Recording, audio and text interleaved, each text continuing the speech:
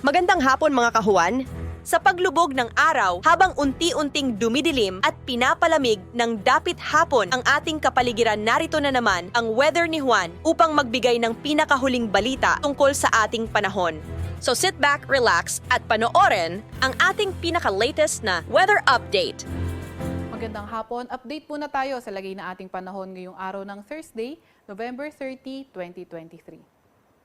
Sa kasalukuyan nga ay northeast monsoon o amihan, patuloy pa rin yung epekto sa northern Luzon area.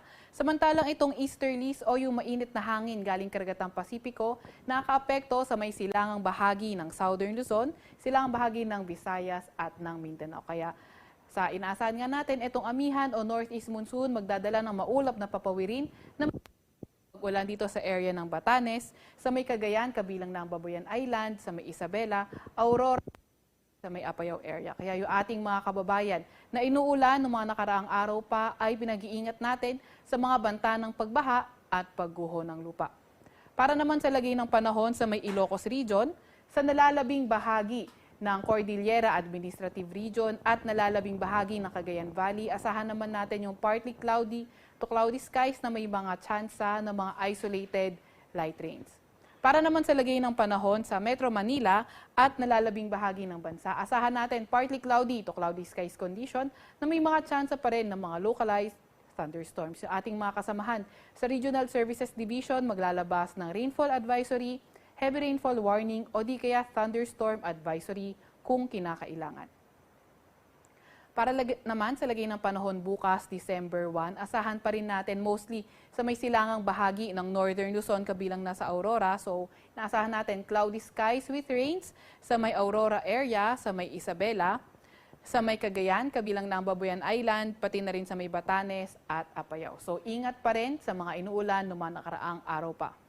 Para naman sa nalalabing bahagi ng Northern Luzon, particularly dito sa may Ilocos Region area and then nalalabing bahagi ng Cordillera Administrative Region at nalalabing bahagi ng Cagayan Valley, inaasahan naman natin partly cloudy to cloudy skies pa rin, may mga tsansa ng isolated light rains. At sa lagay ng panahon sa Metro Manila at sa nalalabing bahagi ng Luzon, asahan naman natin partly cloudy to cloudy skies, may mga tsansa ng mga localized thunderstorms. Agwat ang temperatura sa Metro Manila maglalaro mula 25 to 33 degrees Celsius, sa Baguio ay 16 to 25 degrees Celsius, 22 to 29 degrees Celsius sa Tuguegarao at 16 to 25 sa Baguio City. Para naman sa lagay ng panahon sa Visayas at Mindanao area, inaasahan nga natin patuloy pa rin yung partly cloudy to cloudy skies condition na may mga tsansa ng mga localized thunderstorms. Although inaasahan natin mas mataas yung tsansa ng mga localized thunderstorms sa may silangang bahagi na ating bansa dahil sa eastern.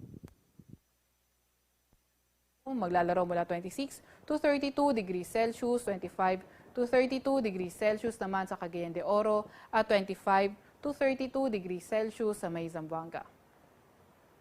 Meron pa rin pala tayong nakataas na gale warning dito sa may northern at western seaboards ng Northern Luzon, particularly sa may Batanes area, sa may Babuyan Islands at Ilocos Norte. Kaya mapanganib lumayag yung may mga maliliit na sasakyang pandagat. Para sa 3-day weather outlook ng mga pangunahing syudad natin, inaasahan natin sa Metro Manila, Saturday to Monday, patuloy pa rin yung partly cloudy to cloudy skies condition, may mga tsansa ng mga localized thunderstorms. Agwat ang temperatura for the next 3 days ay maglalaro mula 25 to 34 degrees Celsius sa Metro Manila. Sa Baguio naman ay inaasahan natin patuloy naman yung partly cloudy to cloudy skies condition na may mga tsansa ng mga pag-ulan. Agwat ang temperatura sa Baguio maglalaro mula 17 to 26 degrees Celsius. Sa Legazpi naman by Saturday, posibleng magdala ng mga paulan yung easterlies natin sa area na yan, pati na rin sa may silangang bahagi ng Visayas. And then pagdating ng Sunday, better weather naman inaasahan natin kung saan partly cloudy to cloudy skies, may mga tsansa ng mga isolated na mga thunderstorms. Agwat ang temperatura sa Legazpi maglalaro mula 25 to 33 degrees Celsius. Sa Metro Cebu at sa Metro Davao for the next 3 days, naasahan nga natin patuloy yung partly cloudy to cloudy skies condition, may mga tsansa ng mga localized thunderstorms. Pero pag nagkaroon tayo ng mga severe thunderstorm, pwede ito tumagal up to pwedeng 30 minutes up to 3 hours. Agwat ang temperatura sa Metro Cebu, 26 to 33 degrees Celsius. Sa Metro Davao naman ay 26 to 33 degrees Celsius. Ang araw ay lulubog mamayang 5:25 ng hapon at sisikat bukas ng 6:05 ng umaga. Mga kabuuan, dito po nagtatapos ang ating huling update tungkol sa panahon para sa araw na ito. Naway nakatulong sa inyo ang ating weather updates para sa inyong pang-araw-araw na update, trivia at kaunting dagdag kaalaman tungkol sa panahon at klima ng ating bansa. Siguraduhing pindutin ang subscribe button at huwag kalimutang i-click ang notification bell para siguradong makakatanggap ka ng notification update sa tuwing may bagong palabas na video ang Weather ni Juan. Abangan ang susunod na Weather ni Juan update bukas po ng umaga. Ingat palagi at maraming salamat mga kahuan!